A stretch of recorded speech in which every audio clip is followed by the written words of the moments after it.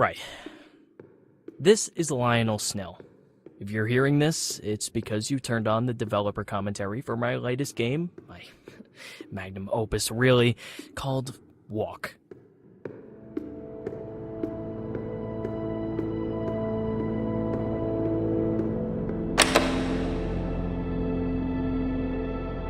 The scene you're looking at is a model of my childhood bedroom. This right here is where Super Weasel Kid was conceived. Take it in. That weasel was my favorite pet. I called him, yeah, you guessed it, Weasel Kid. And that's Mr. Shrewd. The two always made little squeaks and chirps at each other. I like to imagine they were talking. Shrewd would be this wise parental figure giving advice to Weasel Kid. One of my favorite games at that age was Cooking Granny. I thought Chef Bryce was the coolest. You know how that turned out.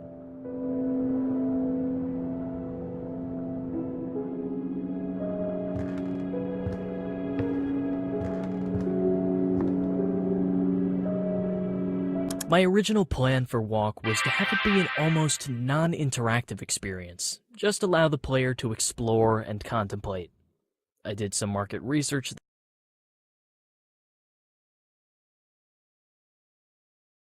That kind of game was falling out of vogue.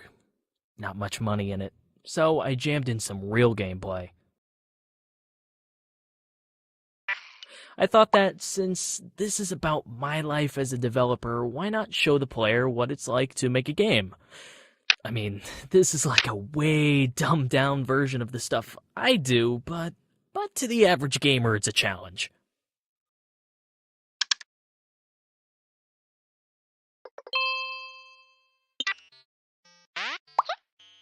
I remember when I first got the jumping code right and hooked it up to a keyboard button. Oh, that dopamine rush electrified my childhood brain.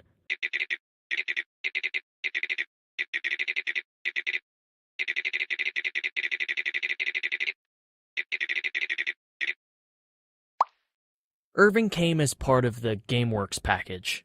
I was a little hesitant about using an AI at first, but he became really helpful.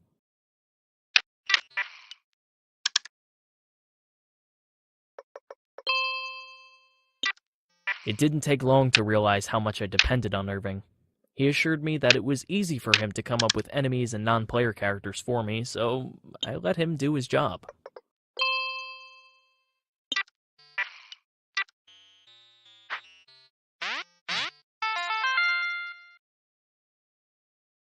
Irving told me we couldn't get the original Super Weasel Kid for Walk. Something about losing the files. Kind of a shame, I guess.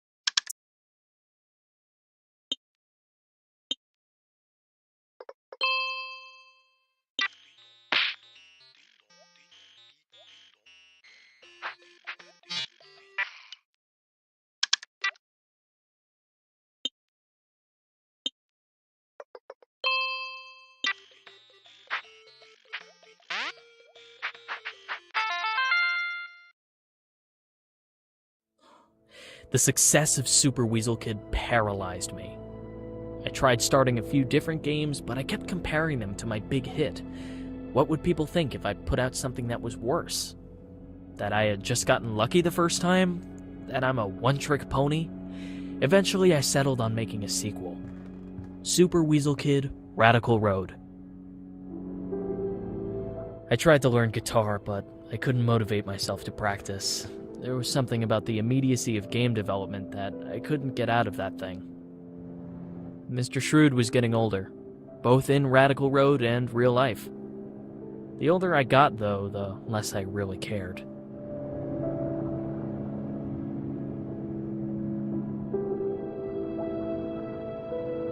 I'd been playing a lot of fighting games at that age. Always loved those. I wanted to make one, but I wasn't quite as talented as I would become. So that's why I just had to add combat to Radical Road.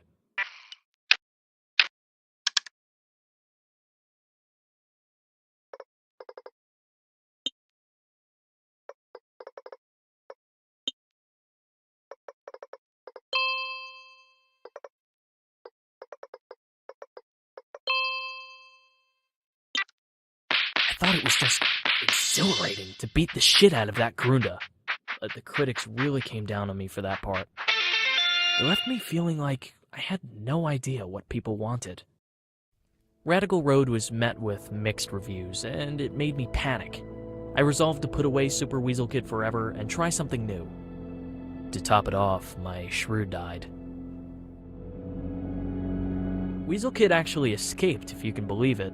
I took him outside one time, and he slipped out of my hands and ran into my neighbor's rose garden. I searched for hours, but the garden was pretty big, and the thorns were painful.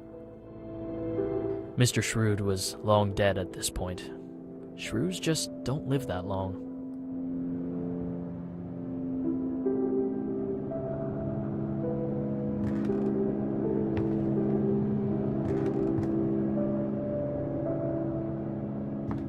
I'd get emails once in a while, people asking to make deals, wanting to capitalize on my IP. It had been a couple of years now since Radical Road, and one day I just said, fuck it, fine. I sold the franchise to the highest bidder.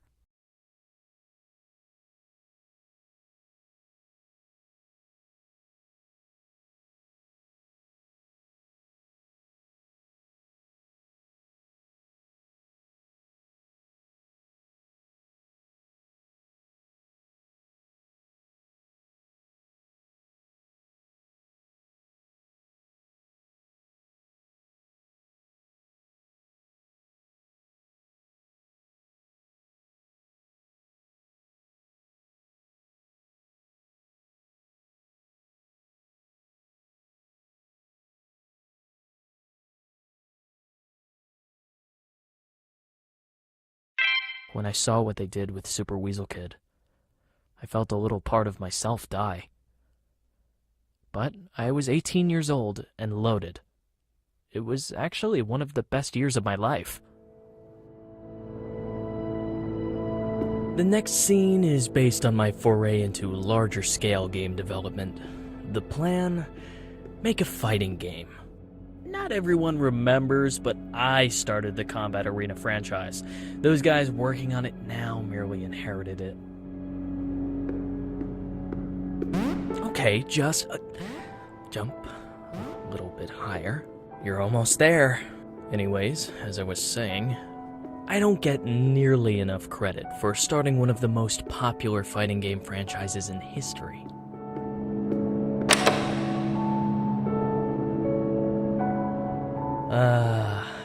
It's a beauty, isn't it? I put my weasel bucks to use and bought this place with cash.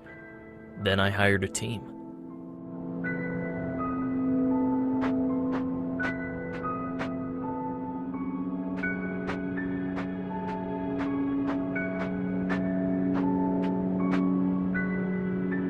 I hired my childhood friend Carla to work at my new studio.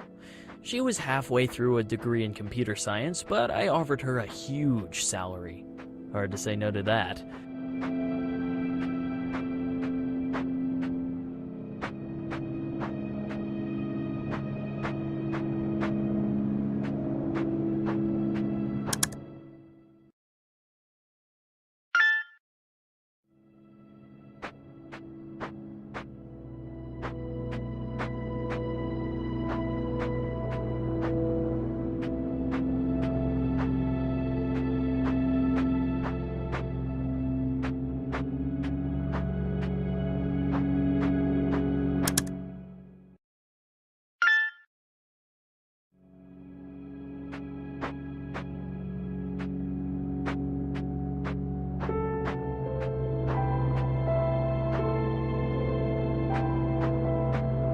I bought the rights for my favorite game character.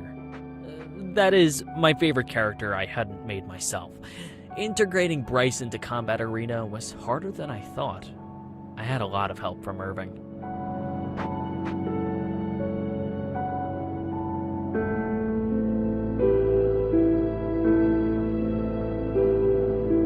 Carla's first order of business was to tell me that I had designed too many male characters.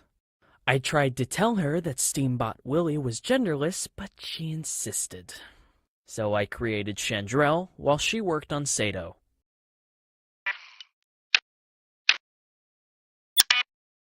That eye. That's the kind of thing I'm talking about. Ever since Carla created Sato, I'd get these weird, annoying bugs in my games. And I'm still getting them in Walk.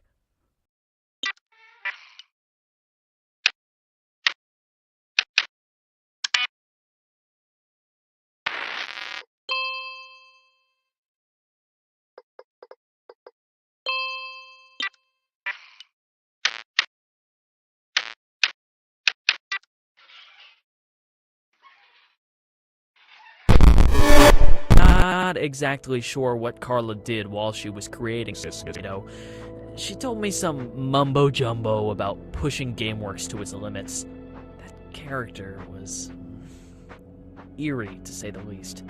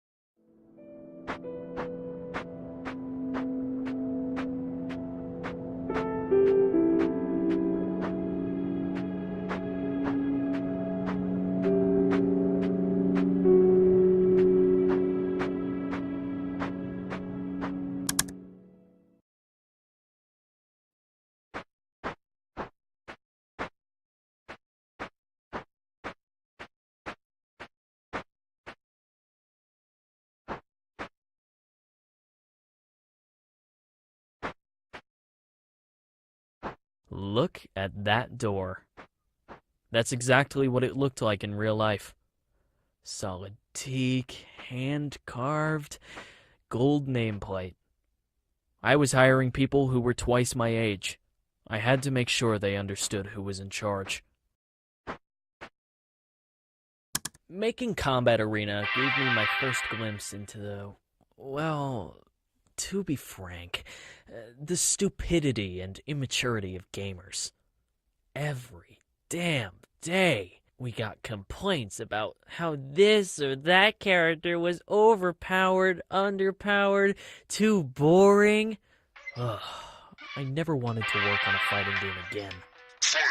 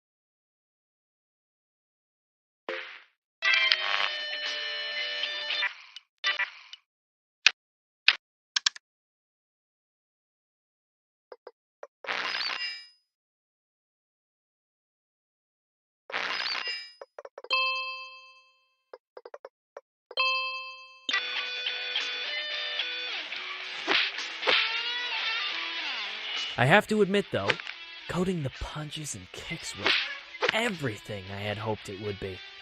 I'd sit in my office for hours just watching these characters go to town on each other. Sometimes they'd look like they could actually feel it.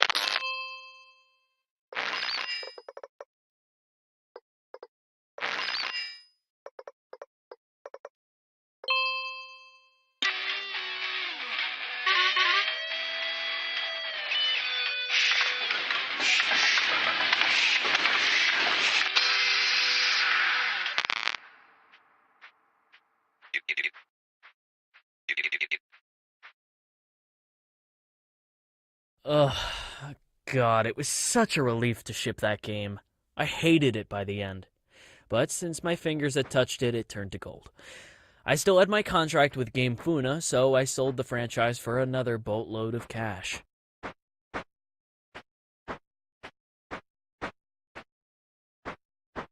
Now that my studio was bigger, richer, unstoppable, it was time to take on something huge. An epic fantasy adventure that only a studio like mine could accomplish. This is when I made Secrets of Legendaria.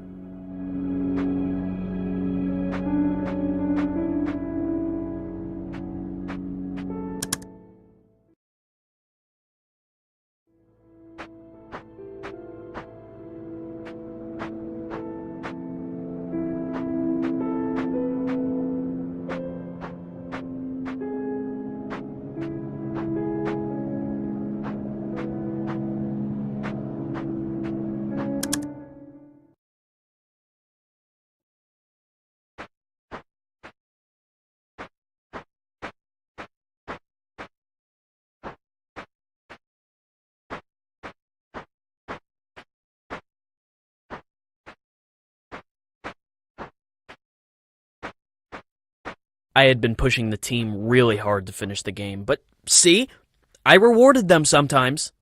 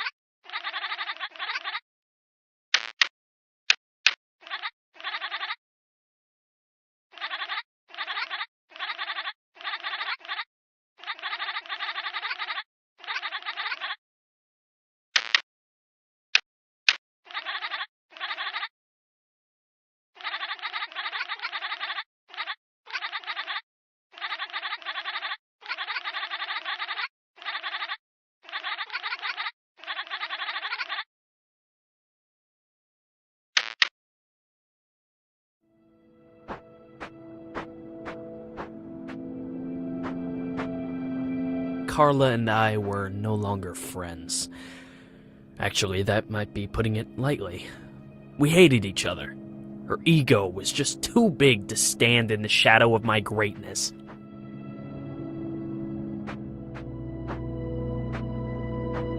was a heated debate about which character should be the star of Secrets of Legendaria. In the end, Carla won over the studio, so we went with Chandrel. Yeah, who cares what I think, right? I put everything into that game.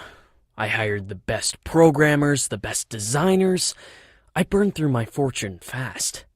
But this game was going to be epic, goddammit. I paid the biggest gaming streamer to play it live, with hundreds of thousands watching.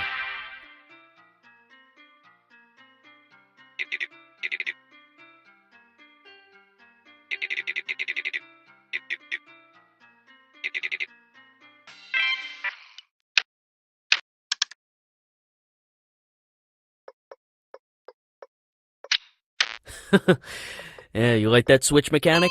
Pretty cool, huh? Still got it.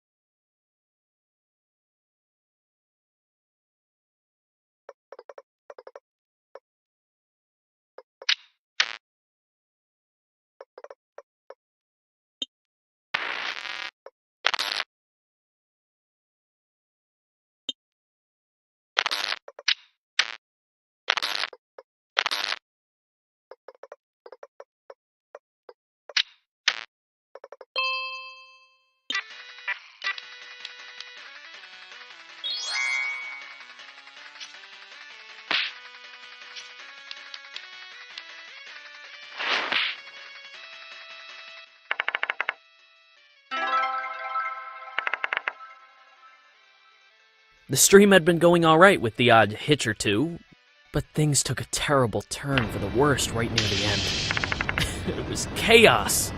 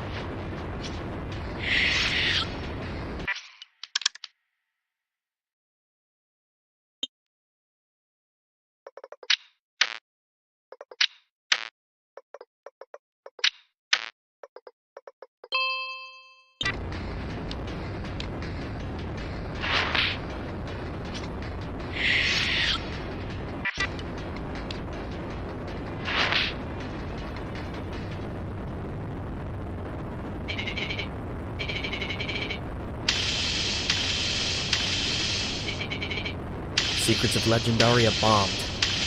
Carla had left bugs in there intentionally to sabotage me. It must have been that, because everything went wrong. And everyone saw it live. The game had no hope of recouping costs, so I took funds from the severance packages and ran. I couldn't even afford my apartment anymore. I moved south to find some cheaper real estate. Living in the desert was a miserable experience. I blasted the AC all day, but I was somehow always sweating. I started working on Wasteworld here. It was supposed to be my great comeback. I would wake up, sit in front of my computer, and just stare at the screen with my hands beside the keyboard. After about an hour of that, I'd blow off the rest of the day playing some online game. Sure, I'd sometimes accomplish something, but then I'd reward myself with some social media time and would wind up reading articles about myself. They weren't kind to me. I never finished Wasteworld. I wanted this area of walk to reflect that experience, so I left it half finished. That also saved me some development time. I don't get along that well with other people.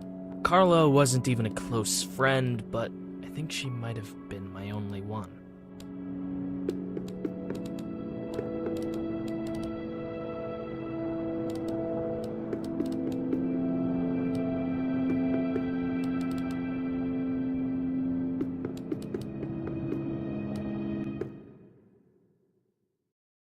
Oof. The heat of that godforsaken place. Most days it kept me inside.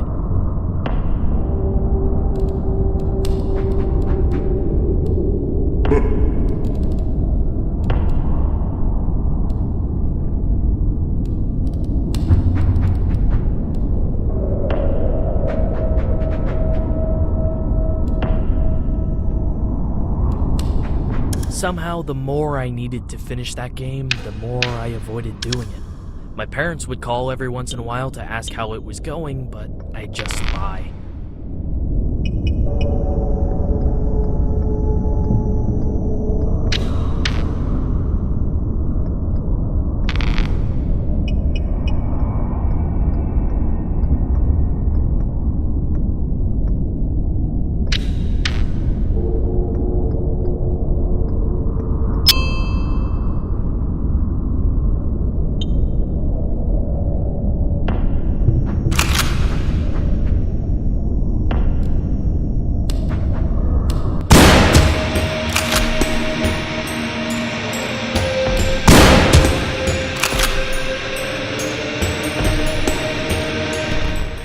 Final straw was those idiotic modders.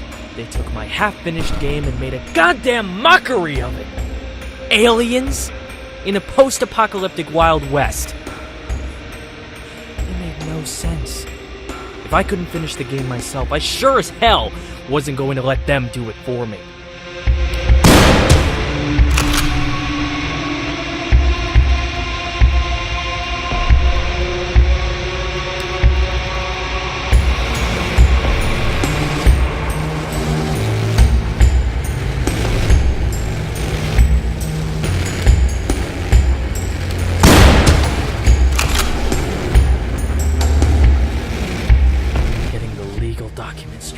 Take on those modders really fired me up.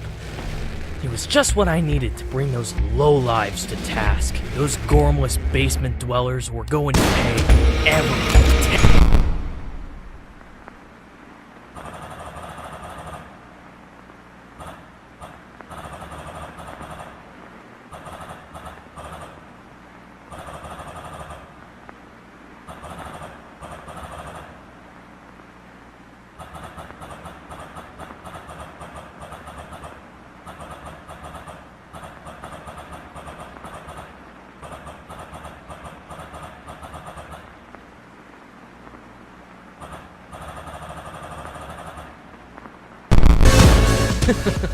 And that's how I programmed the blood particles. I think it really contributed to the visceral pleasure of Vicious Galaxy 2, making it the obvious standout in the series. My only gripe with the game was the designs of the main characters. too old. Everyone wanted the same boring space marines with vicious talents. Eventually, I got my wish. There was some sort of breach within GameWorks. A lot. I had to create a new squad of player characters from scratch after that. Everything got weird after that breach. They told me that I might be in danger. Danger from what? And now we find ourselves at the climax of Walk. The player has to use everything they've learned to solve the ultimate puzzle and arm the bomb. Go on, you can do it.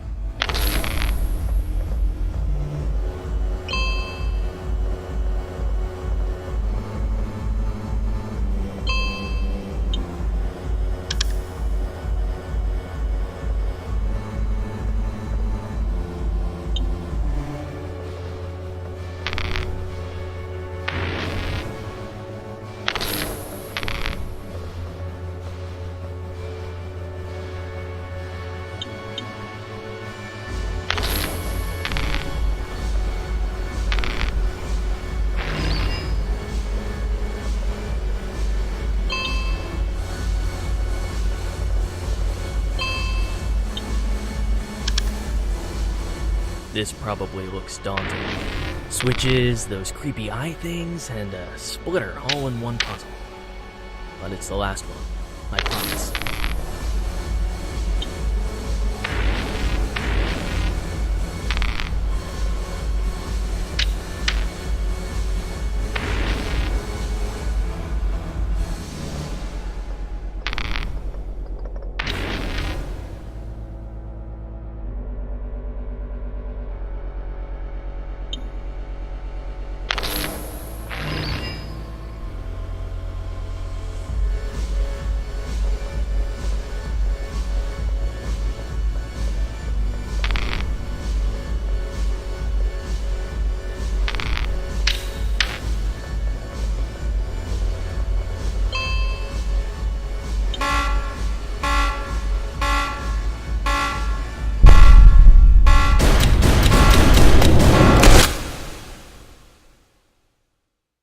You know, I had to lower the difficulty of that puzzle like 10 times before the average player could solve it.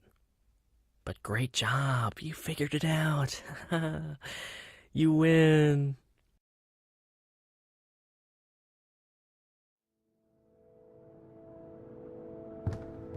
And that brings us to the present. Well, I should say, the near future.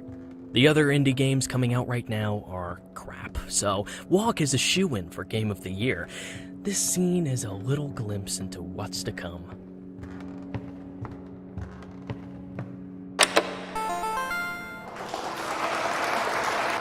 The end. Thanks for playing, I guess.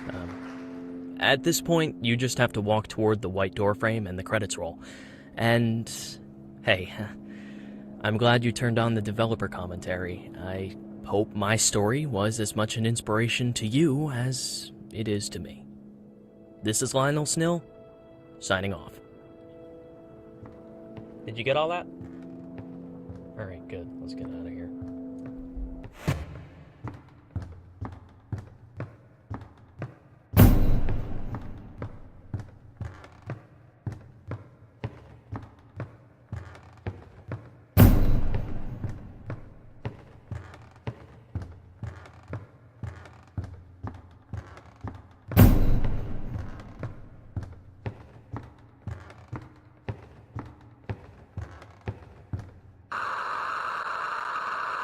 Super Weasel Kid was not my first game, that was my first game.